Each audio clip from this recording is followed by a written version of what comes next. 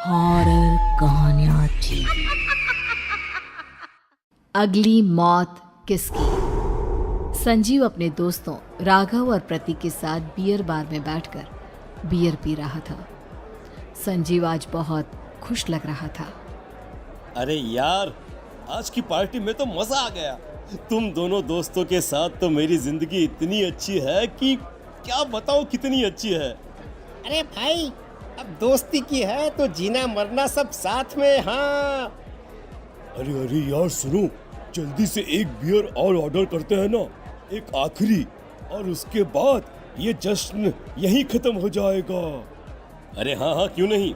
Waiter, जल्दी से 2 beer की बोतल लेकर आओ। आज मेरे दोस्तों को जश्न मनाना है, क्यों?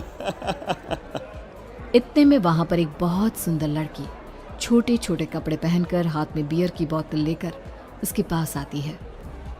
ये लीजिए, आपने बियर ऑर्डर की थी ना, मैं लेकर आ गई।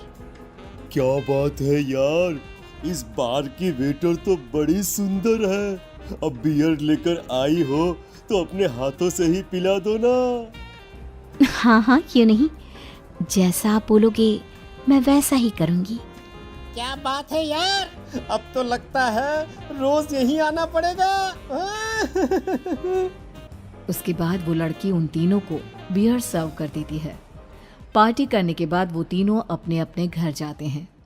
प्रतीक, संजीव और राघव को उनके घर छोड़कर जैसे ही अकेला अपनी कार में आकर बैठता है तो अचानक उसे एहसास होता है जैसे उसकी कार की पीछे वाली सीट पर कोई बैठा हुआ है। वो तुरंत पीछे मुड़कर देखता है।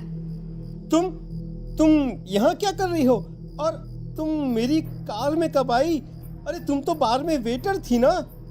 बस ऐसे ही मेरा दिल कर रहा था आपके साथ आपके घर चलने का, इसलिए मैं आपके साथ चली आई। अरे लेकिन तुम मेरी कार में आई कब? अभी कुछ देर पहले तो यहाँ पर मेरे दोस्त बैठे हुए थे। प्रतीक के इतना बोलते ही उस लड़के का चेहरा खतरनाक तरीके से बदल जाता है। उसकी आंखें पत्थर की तरह सफेद और पूरे शरीर पर नीली नीली नसें उभर आती है। गाड़ी चलाओ, पूरी स्पीड में चलाओ, और अगर तुमने गाड़ी रोकने की कोशिश भी की तो मुझसे बुरा कोई नहीं होगा। डर की वजह से प्रतीक के पसीने छूटने लगते हैं। उसका शरीर बुरी तरह से कांप रहा था।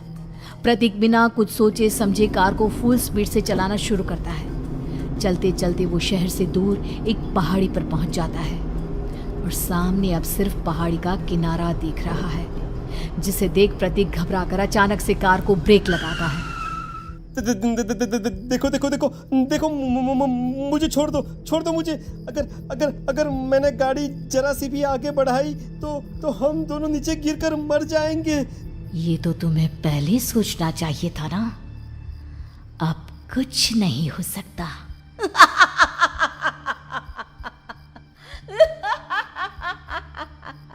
छोड़ दो मुझे। नहीं, प्लीज मुझे छोड़ दो। प्लीज मुझे जाने दो। छोड़ दो मुझे। गाड़ी आगे बढ़ाओ। और तभी अचानक से बिना प्रतीक के स्टार्ट किए उनकी कार आगे बढ़ती है और गहरी खाई में गिर जाती है। उसके चीखने की आवाज एक चारों तरफ सुनाई देती है।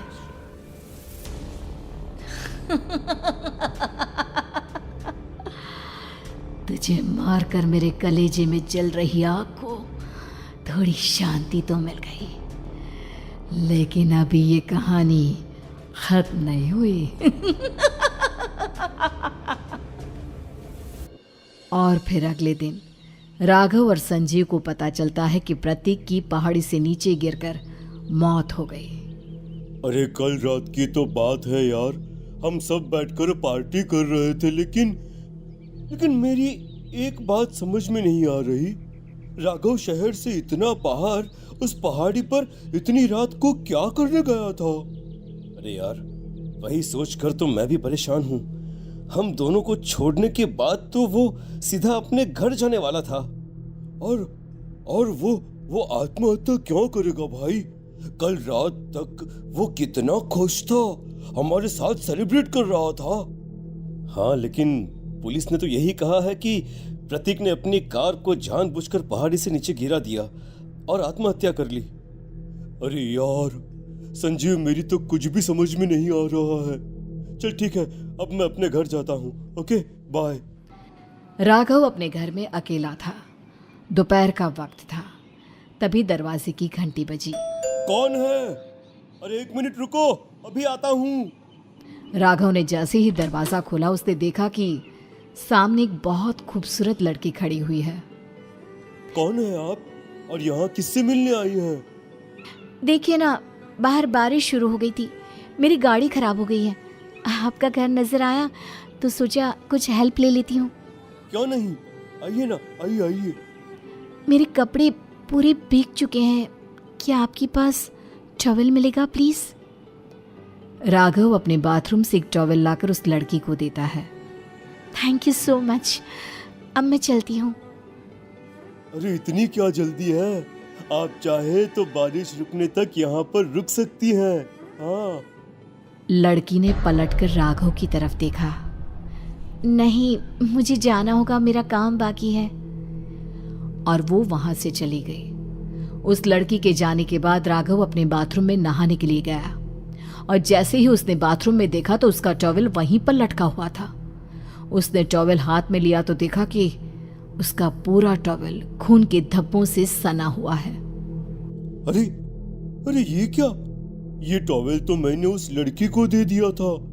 ये वापस मेरे बाथरूम में कैसे आ गया? और इस पर ये खून के धब्बे कहां से आ गए? राघव ने आईने में देखा तो उसकी गर्दन पर एक बड़ा सा चाकू का कट लगा हुआ था जिससे खून बह रहा था, जिसे देख राघव के होश उड़ गए। हाँ, अरे ये क्या?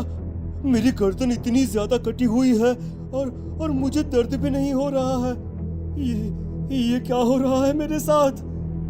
राघव घबराकर बाथरूम से बाहर आया और अपना मोबाइल उठाकर उसने संजीव को फोन लगाया। संजीव जल्दी से मेरे पास आ जाओ। मुझे लगता है कुछ बहुत बड़ी गड़बड़ है, जल्दी आ जाओ।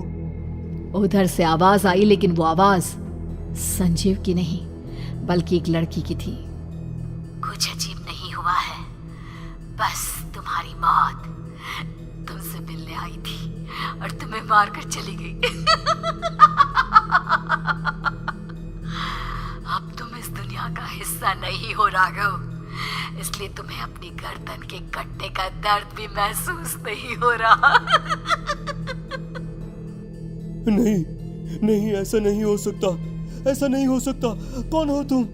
तुम्हारी मौत।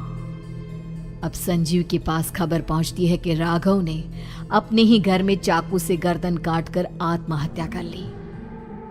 ये सुनने के बाद संजीव के होश उड़ गए।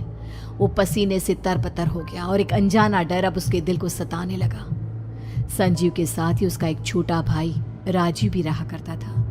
अपने भाई को इस तरह परेशान देखकर राजीव उसके पास आया।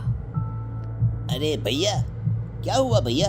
आप इतने घबराए हुए क्यों लग रहे हैं?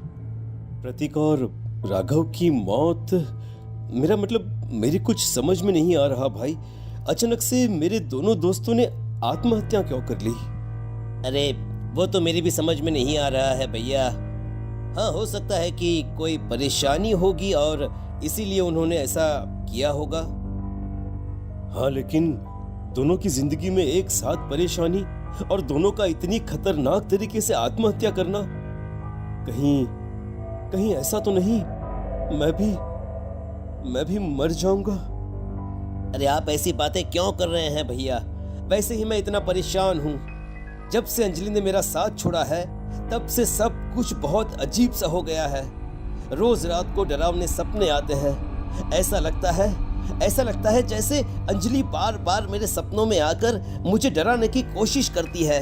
अंजलि का नाम सुनते ही संजीव की आंखें फट गई और उसके गले में आवाज अटक गई। उसके चेहरे पर घबराहट साफ नजर आ रही थी। कौन थी वो लड़की जिसने प्रतीक और राघव को आत्महत्या की आड़ में मौत के घाट उतार दिया? और कौन थी अंजलि जो बार बार राजीव के सपनों में आकर उसे डरा रही थी? अंजलि का नाम सुनकर संजीव इतना घबरा क्यों गया? इन सवालों के जवाब जानने के लिए देखिए इस खतरनाक कहानी का अगला भाग।